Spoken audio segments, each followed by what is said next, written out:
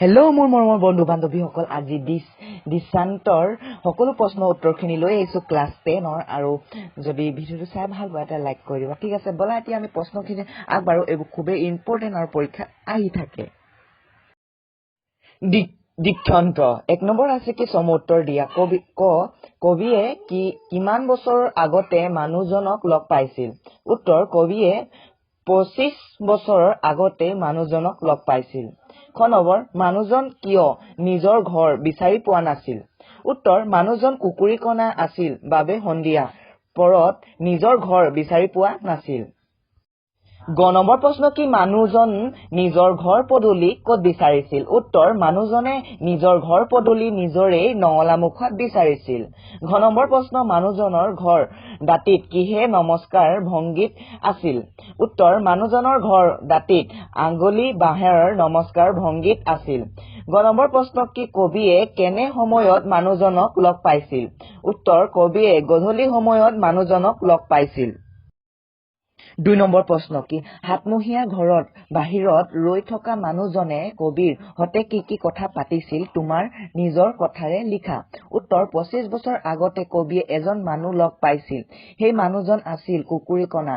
তেখেতে নিজৰ ঘৰটো বিচাৰি পোৱা নাছিল। কবিয়ে তেখেতক সহায় অৰ্থ ঘৰটো আগবঢ়াই দিওঁতে ব্যক্তিজনে খুব সন্তোষ প্ৰকাশ কৰিছিল। কিন্তু 25 বছৰৰ পাছত যেতিয়াই দৃশ্যটো সলনি হল, তেতিয়াই পুনৰবাৰ একেই ঠাইতে ব্যক্তিজনক লগ পাওঁতে কবিক মানুহজনে চিনিব নোৱাৰি ভাড়াঘৰৰ বিচাৰি অহা মানুহ বুলি ভাবিছিল। তেতিয়াই তেখেতে কংক্ৰিটৰ পৃথিৱীখনৰ বিশেষ দুখ কৰি কৈছিল যে ইয়াত মানুহ মৰিলেও দাহ কৰিবলৈ কাৰো সময় নাই। দাহ কৰিবলৈ কাৰো সময় নাই। 3 নম্বৰ প্ৰশ্ন হৈছে কি দিশন্তৰ কবিতাটোৰ মূলভাৱ লিখা। উত্তৰ, কবিতাটোৰ সাহিত্যিক হৰেণ কৃষ্ণ ডেকাৰ দ্বাৰা ৰচিত দিশান্তৰ কবিতাটিৰ মাজেৰে কবিয়ে মানৱ সমাজৰ পৰিৱৰ্তিত আৰু ক্ৰমান্বয়ে স্খলন হবলৈ ধৰা মানৱতাৰ দৃশ্য প্ৰতিফলন কৰিবলৈ চেষ্টা কৰিছে। 25 বছৰৰ আগত আৰু 25 বছৰৰ পাছত দৃষ্টিগোচৰ হোৱা দুটা বিভিন্ন দৃশ্য কথা কবিয়ে অৱতাৰণা কৰিছে। 25 বছৰৰ আগতে এটা কেঁচা আলি কেঁকুৰিত সন্ধিয়া কবিয়ে লগ পাইছিল কুকুৰীকণা মানুহ। কুকুৰীকণা মানুহজনে তেওঁক নিজৰ ঘৰটো বিচাৰি পোৱা নাছিল। সেই সময়ত তেওঁক সহায় কৰিবলৈ কোনো নাছিল। কবিয়ে তেওঁক হাতত ধৰি নিজৰ ঘৰটোৰ বিচাৰি পোৱাত সহায় কৰিছিল। 25 বছৰৰ মূৰত একেই ঠাইত কবিয়ে ব্যক্তিজনক লগ পাইছে। পঁচাঘৰৰ পৰিৱৰ্তন এটি সাতমহলীয়া অট্টালিকাৰ সন্মুখত তেওঁ থিয় হৈ আছিল। অন্য মানুহৰ বাবে চিন্তা কৰিবলৈ বৰ্তমান মানুহৰ সময় নাইকিয়া হল। মৰিলেও দাহ কৰিবলৈ, বিপদে আপদে এষাৰি মাত দিবলৈও সময় অভাৱ হল। সমাজৰ স্থিত ৰূপ দেখি বৃদ্ধ ব্যক্তিজনে হতাশ হৈ বৰ্তমানৰ সমাজৰ লোকসকলৰ জহৰ সন্তান বুলি কবলৈও সংকোচ কৰা নাই। নিজৰ মনৰ ভাৱ প্ৰকাশ কৰি তেওঁ অট্টালিকাটোৰ ভিতৰলৈ সোমাই গল। কবিয়ে তেওঁক আৰু বিচাৰি নাপালে। 4 নম্বৰ হৈছে কি বৰগীত শক্তিত আছে এই প্ৰজাতি। কোনে কিয় এইদৰে কৈছিল? কথাষাৰ অন্তৰ্নিহিত ভাৱ মোকলাই লিখা। উত্তৰ এইটো কৰিবা। ঠিক আছে। 5 নম্বৰ হৈছে হেৰা চিনাকি মানুহজন তোমাক কি লাগেহে? ইয়াত কোনে কিয় কবিক এনেদৰে সুধিছে বুজাই লিখা। 6 নম্বৰ প্ৰশ্ন কি উদ্দেশ্যতাৰ কবিতাটোত কবিয়ে কিদৰে পৰিৱৰ্তন সামাজিক জীৱন ছবি আঁকিছে তোমাৰ ভাষাৰে বুজাই লিখা। এইকেইটা প্ৰশ্ন নাই দিয়া, খালি যদি তোমালোকে পাৰা যদি কৰিবা, যদি নোৱাৰা কমেন্ট বক্সত জনাবা। মই নেক্সট ভিডিঅ'ত দিবলৈ চেষ্টা কৰিম।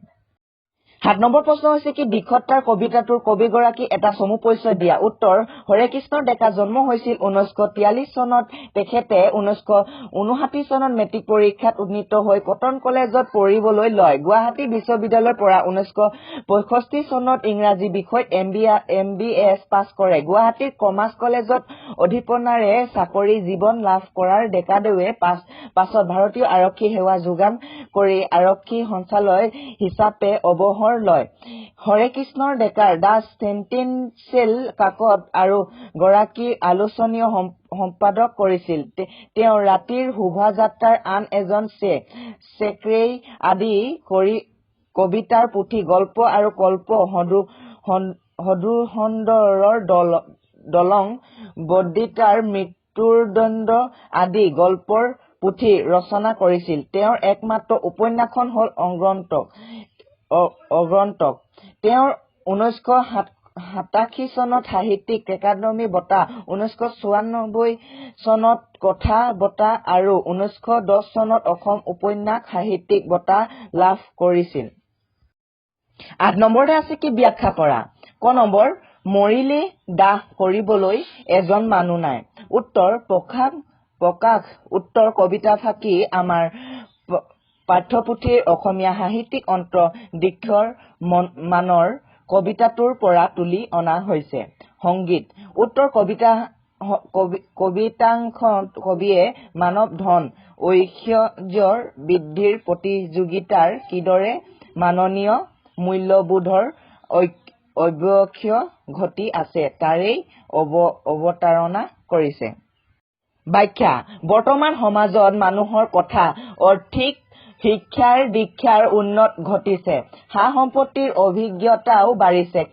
কিন্তু তাৰ বিপৰীতে মানুহৰ প্ৰমূল্যৰ অৱক্ষয় হৈছে যাৰ ফলত মানুহৰ মৰম চেনেহ ভাতৃত্ববোধ একতা আদি নিঃস্পৃহ হৈ পৰিছে সেয়ে আজি সমাজত বিপদ আপদৰ সময়তো মানুহৰ এষাৰি মাত শুনিবলৈ পোৱা নাযায় আনকি মানুহ মৰিলেও দাহ কৰিবলৈও আজি ওচৰৰ চুবুৰীয়া সহায় কৰিবলৈ নাহে খ নম্বৰ প্ৰশ্ন কি জখৰ পোৱালিহঁতে কাক কোনে চায় উত্তৰটো কৰিবা গ নম্বৰ এই কংক্ৰিটৰ হাবিখনত তেওঁক বিচাৰি নাপালো আৰু ইডখৰ কৰিবা নোৱাৰিলে কমেন্ট বক্সত জনাব তাৰপিছত আছে কি ভাগ বিষয় 1 নম্বৰতে আছে কি বিপৰীত শব্দ লিখা কেঁচা গধূলি পোহৰ শান্তি ৰূপ উত্তৰ কেঁচা হলে হ'ব পকা গধূলি হলে হ'ব পুৱা পোহৰ হলে হ'ব আন্ধাৰ শান্তি হলে হ'ব অশান্তি ৰূপ হলে অৰূপ 2 নম্বৰ হৈছে এটাকৈ সমাৰ্থ শব্দ লিখা জোন ঘৰ চৰাই দাহ উভতি উত্তৰ জোন হলে হ'ব চন্দ্ৰ ঘৰ হলে হ'ব